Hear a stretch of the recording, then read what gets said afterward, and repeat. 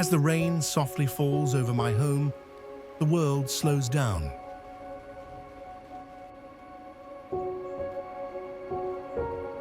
As the first drops kiss the earth, a pair of doves sit quietly, embracing the rain.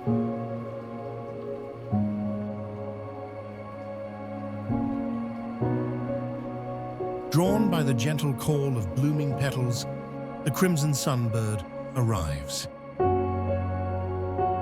Amid the drizzle, the female magpie robin waits with quiet patience, while her mate flits through wet branches. With a tender offering, he returns, feeding her beneath the rain-soaked canopy, a gesture of care that speaks louder than any song. Sometimes you don't need to travel far to find wonder. You just need to look and listen.